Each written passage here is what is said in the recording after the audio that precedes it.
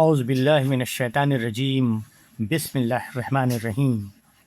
سورہ نساء، ترجمہ اور تفسیر، آیت نمبر 1 سے آیت نمبر 4 تک۔ ان آیات میں اللہ تبارک و تعالیٰ نے حقوق انسانی، خاندانی نظام، عورتوں اور یتیموں کے حقوق کے حفاظت کا بیان کیا ہے۔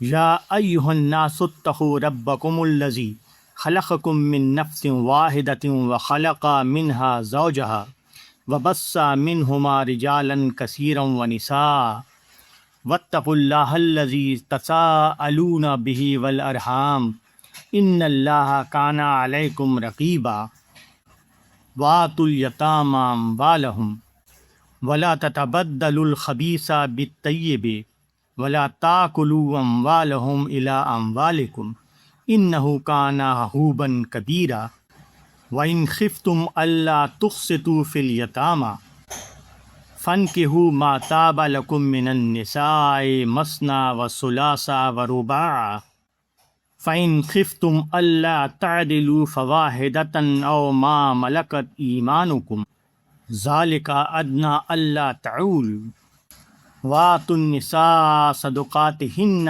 نحلة فإن طبن لكم عن شيء منه نفسا فكلوه هنيئا مريئا۔ سورہ نساء کے ان آیات کا ترجمہ ہے۔ شروع اللہ کے نام سے جو بڑا مہربان، نہایت رحم والا ہے۔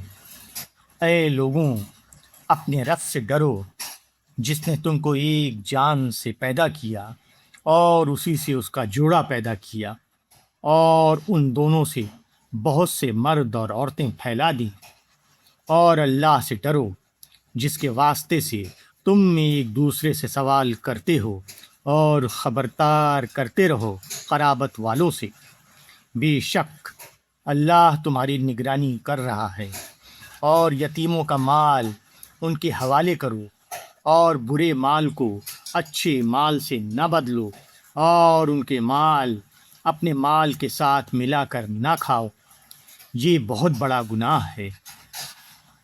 اور اگر تم کو اندیشہ ہو کہ تم یتیموں کے معاملے میں انصاف نہ کر سکو گے تو عورتوں میں سے جو تم کو پسند ہوں ان سے 2 3 4 تک نکاح کر لو، اور اگر تم کو اندیشہ ہو کہ تم عدل نہ کر سکو گے تو ایک ہی نکاح کرو یا جو کنیز تمہارے ملکیت میں ہو، اس میں امید ہے کہ تم انصاف سے نہ ہٹو گے، اور عورتوں کو ان کی مہر خوش دلی کے ساتھ ادا کرو۔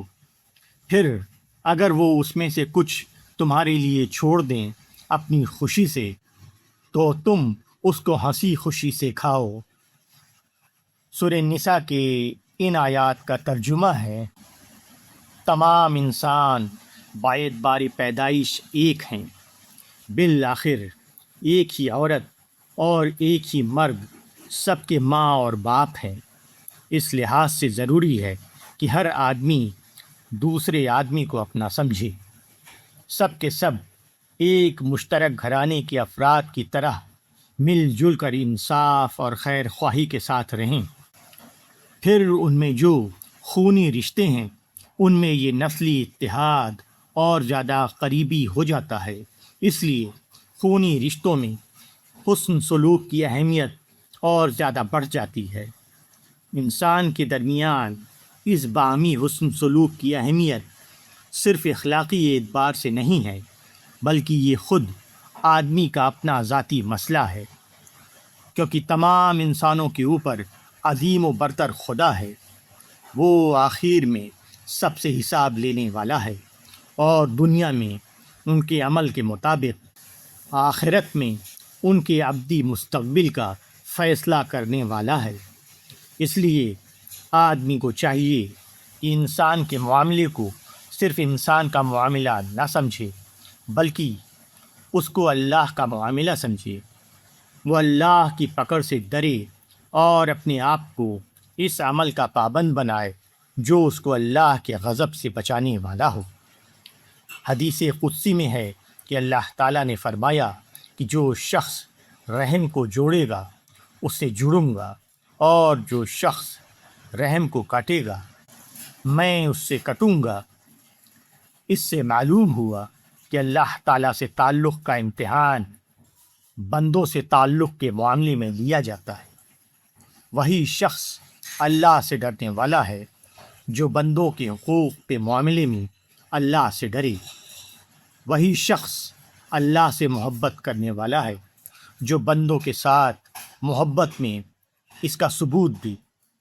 یہ بات عام انسانی تعلقات میں بھی مطلوب ہے، مگر رحمی رشتوں سے حسن سلوک کے معاملے میں اس کی اہمیت اتنی بڑھ جاتی ہے کہ وہ صرف اللہ کے بعد دوسرے نمبر پر ہے۔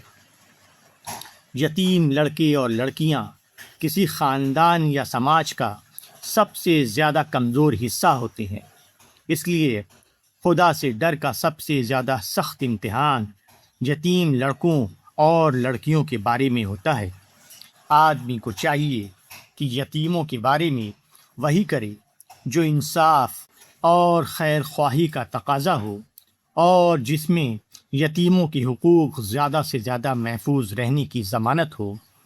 یہ بہت گناہ کی بات ہے کہ مشترک اثاثے کی ایسی تقسیم کی جائے جس میں اچھی چیزیں اپنے حصے میں رکھ لی جائیں اور دوسرے کے حصے میں خراب چیزیں ڈال کر گنتی پوری کر دی جائے۔